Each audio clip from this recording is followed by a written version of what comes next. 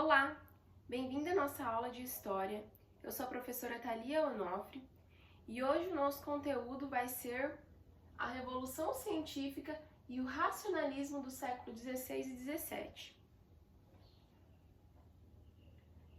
Então, começando com o objetivo da nossa aula, A aula tem por objetivo identificar as premissas do pensamento científico europeu e sua relação com o racionalismo. Então vamos começar com as origens da ciência, Da Grécia Antiga até boa parte da Idade Média, a ciência era um conhecimento voltado para a descrição dos fenômenos naturais e suas relações com os fenômenos celestes, os cosmos harmônicos. Então, sabemos que a ciência ela tem origem lá da Grécia Antiga, Aonde essa ciência ela era elaborada, e estudada através da natureza, através da observação dos cosmos celestes, E aí, a partir da Idade Média para a Idade Moderna, com essa transição, a ciência teve uma revolução, Teve uma mudança aí, que é o que a gente vai ver hoje. A partir do fim da Idade Média, sobretudo nos séculos XV e XVI, quando emergiu na Europa o Renascimento cultural, uma nova concepção de mundo ou de cosmos passou a surgir. Então, a partir ali, do século XV ao século XVI, com o Renascimento cultural, a ciência teve uma modificação, Teve uma revolução, uma mudança na forma de fazer ciência, de estudar, a ciência. A Revolução Científica. A Revolução Científica do século XVII representa um marco histórico no pensamento ocidental e pode ser caracterizado por uma grande mudança no modo como conhecemos e interpretamos os fenômenos naturais e os fatos. Até o período da Idade Medieval, o conhecimento humano estava muito atrelado à concepção da vida que a religiosidade propagava, Então, além de ter essa concepção de ciência, que se fazia ciência através da observação da natureza, na Idade Média, a religião ela estava muito adentrada ainda à ciência, E a ciência estava muito adentrada à religião. Então, a religião ela interferia muito na ciência. E com o renascimento cultural, com a revolução científica, isso passa a mudar. A Revolução Científica foi um dos desdobramentos do Renascimento com a valorização dos elementos racionais e humanísticos para a explicação e representação da natureza. Então, para a explicação da origem da vida, da origem do mundo, dos fenômenos naturais, teria que ter ali uma racionalização, O homem começou a valorizar o racional, a inteligência, De onde vinha um estudo mais aprofundado.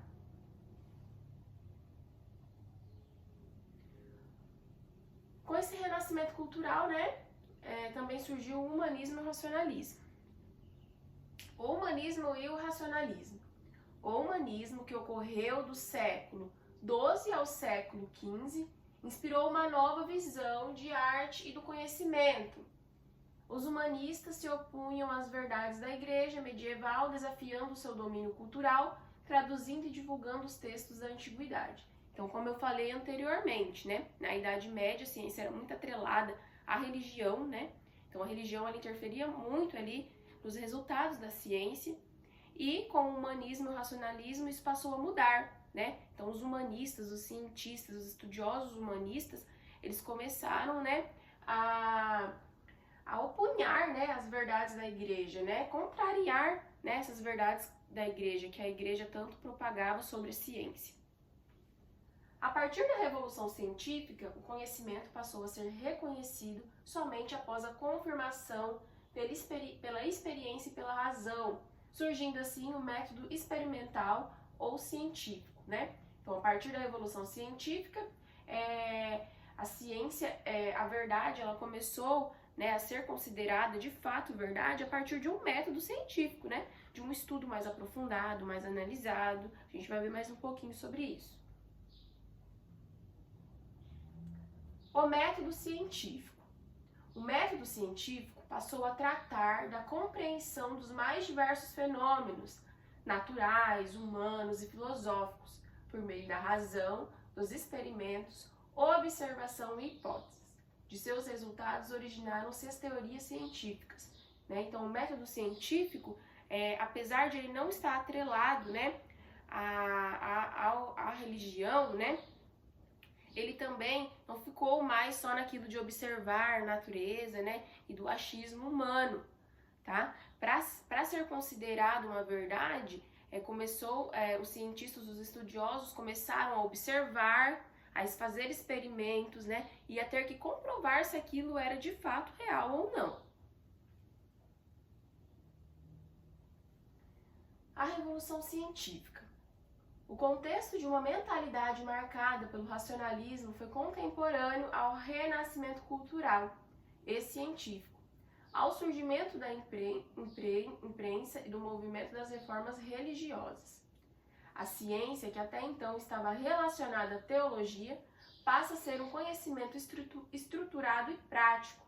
A razão passou a ser o principal objetivo daqueles que pretendiam entender os mistérios do mundo físico, mesmo que em oposição à igreja. Então aqui temos dois cientistas da época, né, do Renascimento Cultural. O primeiro foi o Nicolau Copérnico, temos a imagem dele aqui, um matemático e físico nascido na atual Polônia, que descreveu os movimentos da Terra e formulou a teoria do heliocentrismo, que é o Sol como centro do sistema planetário. O heliocentrismo contraria a concepção da Igreja Católica, que defendia o geocentrismo, a Terra como o centro do universo, com o Sol girando ao seu redor. Então, o Nicolau Copérnico ele não conseguiu finalizar a sua teoria por conta, né, daquele sistema ainda, né, que a Igreja influenciava muito sobre a ciência, né? Então, ele foi muito pressionado, né, e não conseguiu ali terminar a sua teoria. Porém, depois veio Galileu Galilei, né, de 1564 a 1642. O Galileu, ele comprovou a teoria do heliocentrismo de Copérnico. Então, ele conseguiu comprovar, né, a teoria de Copérnico, né, de que ele estava realmente certo, né, de que o Sol estava no centro do sistema planetário.